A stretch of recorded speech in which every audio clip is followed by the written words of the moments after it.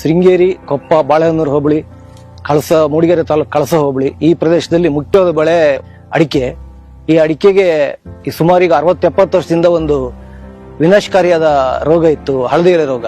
ರೈತರ ಈ ಆರ್ಥಿಕ ಸಂಕಷ್ಟಕ್ಕೆ ನಾವು ಸರ್ಕಾರ ಗಮನ ಸೆಳೆದು ಸರ್ಕಾರದಿಂದ ನಮಗೆ ಸಹಾಯ ಬೇಕು ಅಂತೇಳಿ ನಾವು ಹೋರಾಡ್ತಾ ಇರೋ ಸಂದರ್ಭದಲ್ಲಿ ಜಯಪ್ರಕಾಶ್ ಹೆಗಡೆ ಹಿಂದಿನ ಲೋಕಸಭೆ ಎಲೆಕ್ಷನ್ ನಲ್ಲಿ ಅವರು ಸೋತಿದ್ರು ಸಹಿತ ನಾವು ಅವ್ರ ಗಮನ ಸೆಳೆದಕ್ಕೆ ಅಗಳಗಂಡಿನಲ್ಲಿ ಒಂದು ಸಮಾವೇಶ ಮಾಡಿದ್ದು ಎಲೆಕ್ಷನ್ ಚುನಾವಣಾ ಸಮಯದಲ್ಲೇ.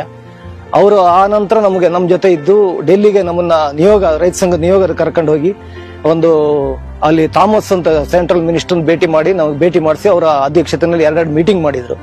ಅದರಂತೆ ಗೋರಖ್ ಸಿಂಗ್ ನೇತೃತ್ವದ ಸಮಿತಿ ಬಂದು ಇಲ್ಲಿ ಸಂಪೂರ್ಣ ಅವರು ಪ್ರತಿಯೊಂದು ತೋಟಗಳಿಗೂ, ನಮ್ಮ ತೋಟಗಳಿಗೂ ಬಂದಿದ್ದಾರೆ. ಪ್ರತಿಯೊಂದು ತೋಟಕ್ಕೂ ಒಂದು ಸುಮಾರು 10 ತೋಟಕ್ಕೆ ಭೇಟಿ ಕೊಟ್ಟು ಒಂದು ರೈತ ಪರವಾದ ವರದಿ, ಅದು ಯಾಕೆಂತ ಹೇಳಿದ್ರೆ ರೈತರ ಸಂಪೂರ್ಣ ಸಾಲ ಮನ್ನಾ ಮಾಡೋದೇ ಮುಖ್ಯವಾದ ಉದ್ದೇಶ ಆಗಿತ್ತು, ನಿಜವಾಗ್ಲೂ ಅನಿವಾರ್ಯ ಕೂಡ. ಇಷ್ಟೊತ್ತು ಇಲ್ಲಿ MP ಆಗಲಿ MLA ಆಗಲಿ ನಮ್ಮ ಬೇಡಿಕೆಗಳ ಬಗ್ಗೆ, ಈ ಹೋರಾಟಗಳ ಬಗ್ಗೆ ಹೆಚ್ಚು ಗಮನ ಕೊಡದೇ ಇರುವಂತ ಪರಿಸ್ಥಿತಿಲಿ ಜಯಪ್ರಕಾಶ್ ಹೆಗಡೆ ಅವರು ಗೋರಖ್ ಸಿಂಗ್ ಅಂತ ಒಂದು ಐತಿಹಾಸಿಕ ವರದಿ ಅಂತಲೂ ಹೇಳ್ಬೋದು.